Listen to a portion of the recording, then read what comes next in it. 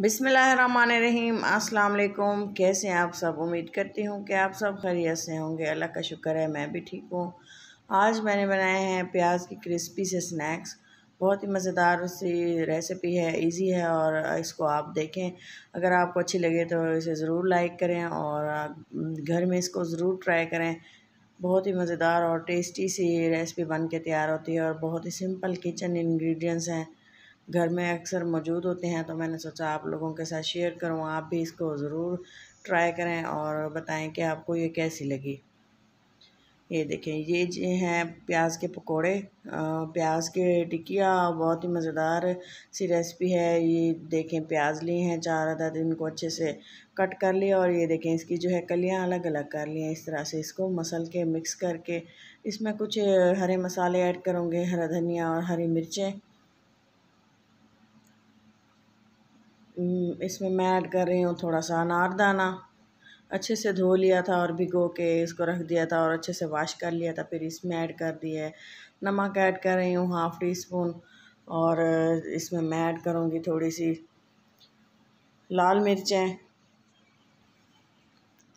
Spices आप अपने test के अकॉर्डिंग रखा करें। ज़ीरा ऐड कर रही हूँ, थोड़ा सा पिसा हुआ, थोड़ी सी 1 चुटकी अजवाइन और इसके अलावा सूखा धनिया है 1 टेबल स्पून, 1 चम्मच भर के ऐड किया है। और अच्छे से जो है इसको पहले मैं मिक्स कर लूँगी ताकि मसाला जो है तमाम प्याज को अच्छे से कोट हो जाए, लग जाए और मिक्स हो जाए। और इसके अलावा मैं इसमें ऐड करूँगी बेसन। बेसन आपने ज़्यादा ऐड नहीं करना, अच्छे से पहले इसको मिक्स कर लेना है। हाफ़ कप लिया है मैंने और ये देखिए आटे की तरह इसको गूँध लिया है। हाफ़ कप पूरा मैंने इसमें ऐड कर दिया था, ये देखें जी। और अच्छे से आटे की तरह गूँध लिया और इसकी मैं जो है बॉल्स बना के इसका जो है कबाब की शेप इसको दे दूँगी। आप इसको जो है मोटा या पतला जिस तरह से इसकी शेप आप रखना चाहें, आपकी मर्ज़ी है। लेकिन मैंने इसको इस तरह से बना के प्लेट में रखती गई थी तमाम, फिर मैंने एक साथ जो इसको फ्राई किया था। ये देखें, शेप आप देख लें, आप भी इस तरह से बनाएं और चाहें तो जैसे भी आप इसको शेप दे सकते हैं।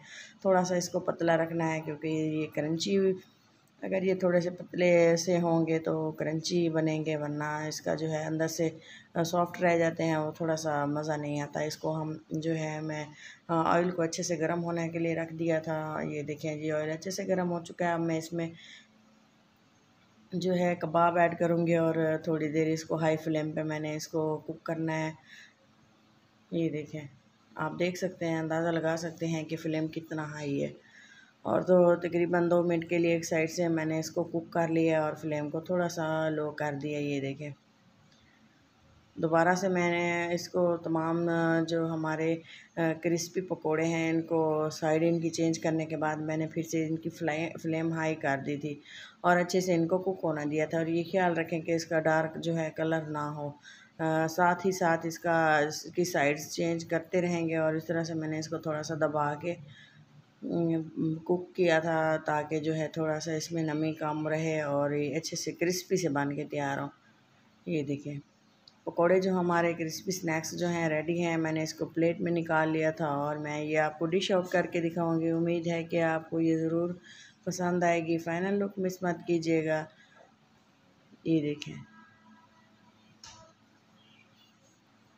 मैं आप लोगों को ये डिश आउट करके दिखाती हूँ। एक प्लेट लिया और थोड़ा सा मैंने साथ में रायता भी लिया है पुदीने वाला और इसको रायते के साथ बहुत ही खा के मज़ा आता है। और ये देखें जी, मैंने इसको प्लेट में, आप जिस तरह से भी इसको सर्व करना चाहें करें। और ये देखें, तमाम जो है मैंने इस तरह से प्लेट में रख दिए थे। साथ में मेरे पास है रायता और ये देखिए माशाल्लाह से बहुत ही ज़बरदस्त और क्रिस्पी सी जो लुक आई है। और ये देखें, इस तरह से ही ये मज़ेदार बन के तैयार हुए थे।